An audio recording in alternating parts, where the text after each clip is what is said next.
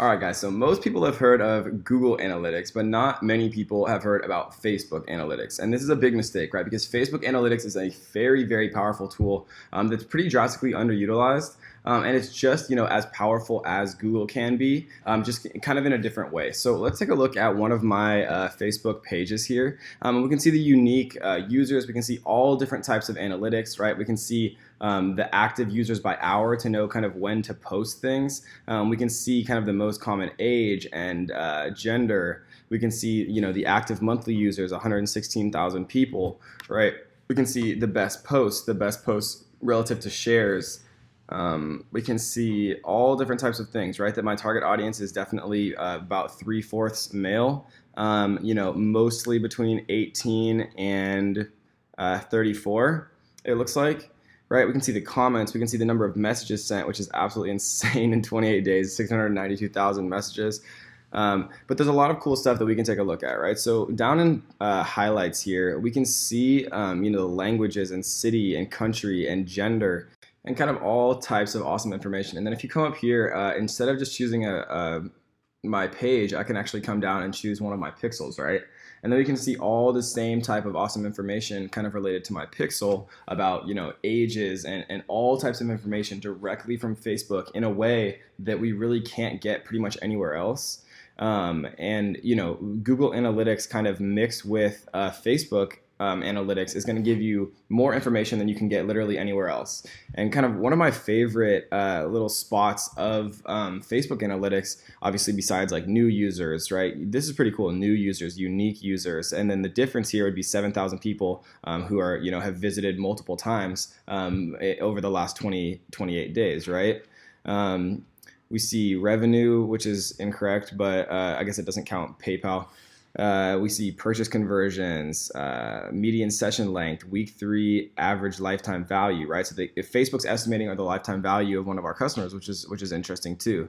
We can see search traffic sources, right? From Google, 2,000 people came from Google. People are even using Bing and Yahoo, which is interesting.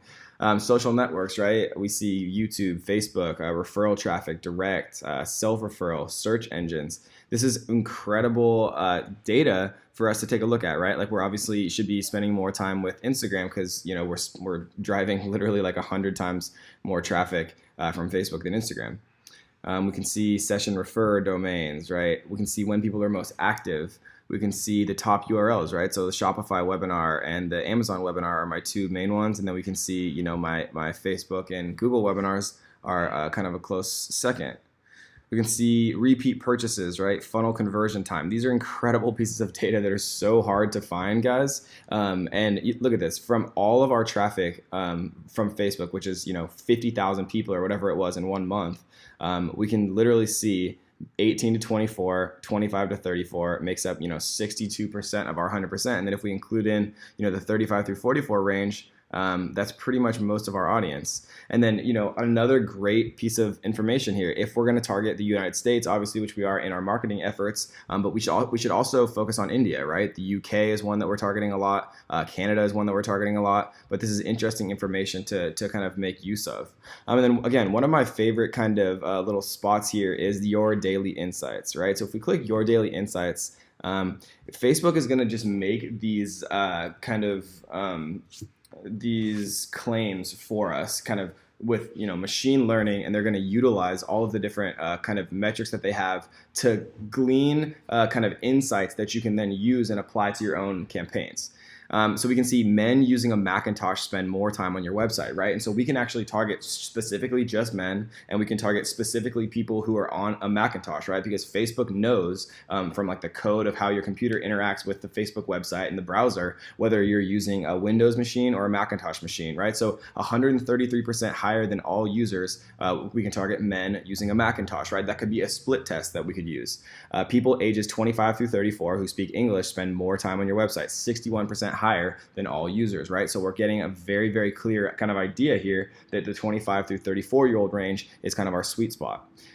Week 1 retention is higher for people who viewed content 2 to 5 times, right? So 2.2 times higher if we're sending them at least 2 to 5 pieces of content, whether that's an email, a Facebook post, YouTube, Instagram, right? All the different mediums that we're communicating on. People using the Chrome desktop 66 spend more time on your website, 120% higher, right? Conversions from page views to purchases is higher for people using Safari using a phone, right? So we can literally target people by their web browser, and then we can target only mobile traffic. And then we can see here that that people who are on their phone using Safari are 2.7 times more likely compared to all users actually to convert, right? So this is a beautiful piece of information because people, who are using an iPhone, for example, that defaults to having Safari are probably a little bit more affluent than people using, feature phones or cheaper phones.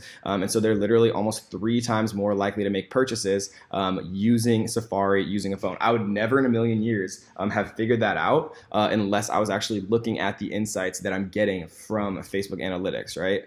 And so these are all just golden pieces of knowledge, and Facebook gives you a ton, right? And so all you have to do is just choose your pixel up here and come down to insights, and then you can literally use these, just note down all of them, and then use them to create split tests, right? If you have a successful campaign, duplicate it, and then only target people who are using Safari on their phone, right? And then duplicate it again and only target people who are using a Macintosh and who are men, and then duplicate it again and, target people, who are any of these things, and you're going to start to see a bunch of very, very good results from this because Facebook is using very complicated kind of machine learning algorithms to glean these insights for you guys. And so that is Facebook Analytics. Facebook Analytics is very, very powerful, right? You can get a lot of data and make a lot of decisions on what you should focus on, where you're getting your most traffic from to kind of double down on that, right? Like most of my traffic comes from YouTube and Facebook, an overwhelming percentage. And I learned that very early, which is why I focus, 90% of my effort kind of really building Facebook and